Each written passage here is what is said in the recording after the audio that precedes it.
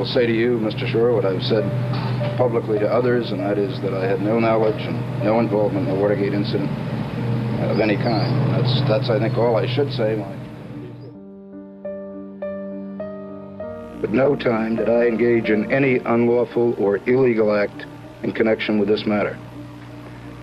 There is much that the public has not been told about the circumstances surrounding this matter, and a great deal more, I believe, will be revealed in the course of this proceeding.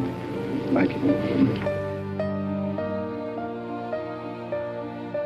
There was an unexpected and important development today in the Watergate investigations. Charles Colson has made an arrangement with the special prosecutor to tell all he knows about Watergate as a witness for the prosecution. I have watched with a very heavy heart the country I love being torn apart by the most divisive and bitter controversy in our nation's history.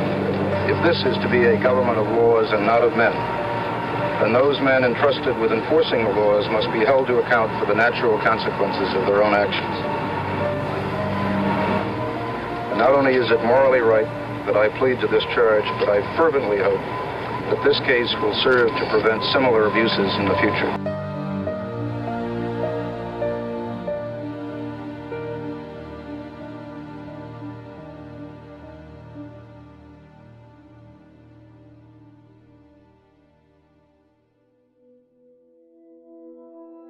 I did everything my way,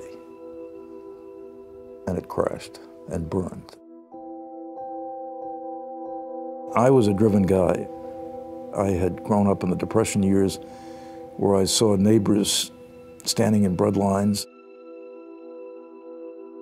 I was going to get to the top no matter what, because I wasn't going to ever be caught in the position that I saw my parents in.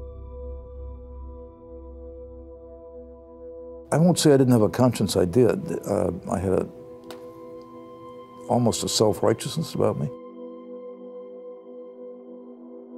Self-righteousness is the worst enemy of all because you can't see your own sins. I ended up going to prison because of that.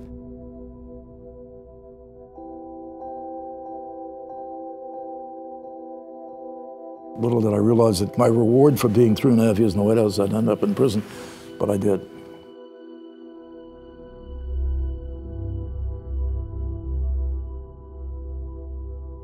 For me, going to prison was a shock.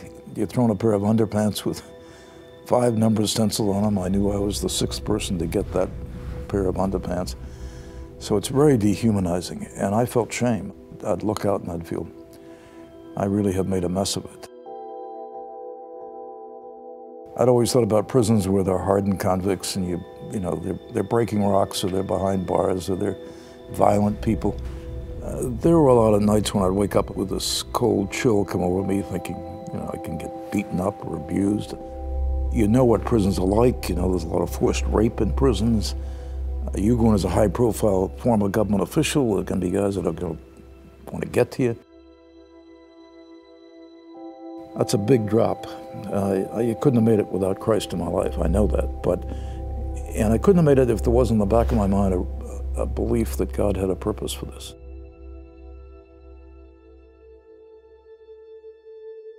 In the White House, you're dealing with statistics and numbers and sizes of prisons, and you see justice as something that has to be administered by the state. And if these guys have broken the law, good enough for them. They belong in prison. In prison, I discovered a lot of human beings who had committed crimes. You had a mix of people from every kind of crime you could imagine, every strata of life. And I discovered they're all like I am. I suddenly realized I'm not any different than these guys. I'm not any better than these guys.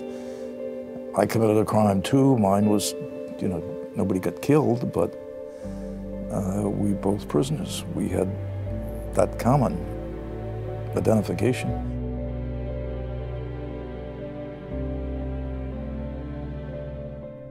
It was a great eye-opening experience for me.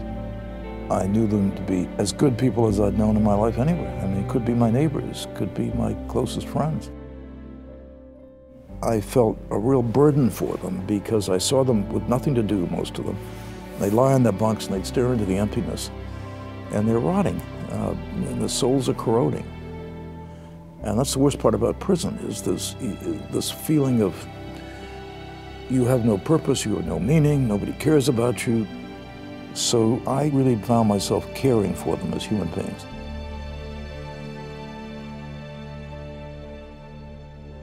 And while it was the most difficult experience of my life, I can stand here tonight and honestly say to you that I thank God for it, because in prison, I truly found freedom. When I was released from prison, I was 42 years old. I'd had a very successful law firm. I knew how to make money practicing law. I could have gone back and done it, but I thought this is a time in my life when I should take stock. And it was during that period that I woke up in the middle of the night with what seemed to me a vision of what God wanted. Well, in less than a month, Minnesota will join 3 other states turning to the church for help in rehabilitating prisoners. The Department of Corrections is teaming up with a Christian group called Prison Fellowship. I came to love men. I came to know them as brothers, men that before in my life I'd have gone to any lengths to avoid meeting or being with. But above all, I saw the miracle of how God works in the life of man. Inmates have a capacity for scoping you out faster than any group of people I've ever met.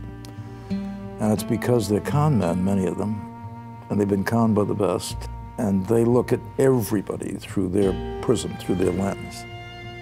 And if you're sincere, they know it like that.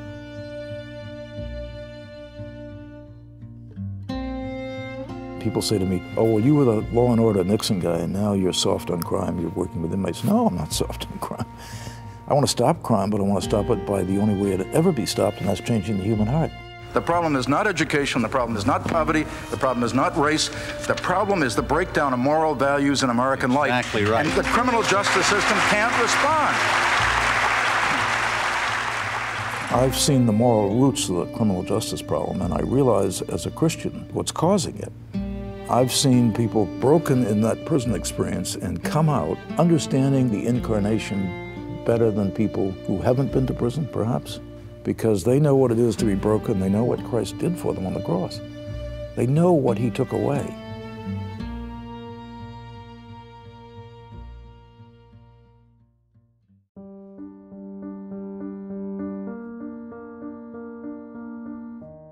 I've often thought back about my time in the White House, and I don't remember anybody ever coming to me and saying, what you did with the president with all these big decisions affected my life.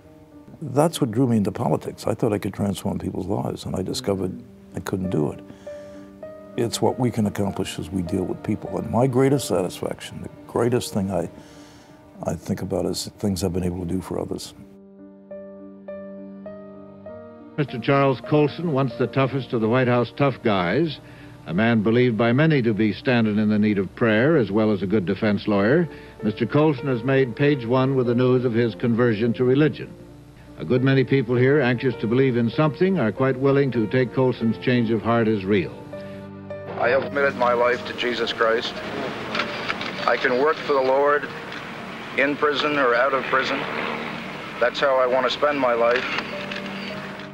If there are people in need, you've got to be meeting their needs. If you really feel what they're going through, if you can really identify with that, then you get a burden for it.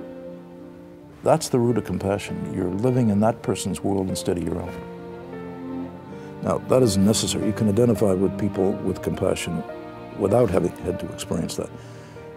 Sharing in the suffering is what gives you the common bond. But having been there, it was indelibly impressed upon me.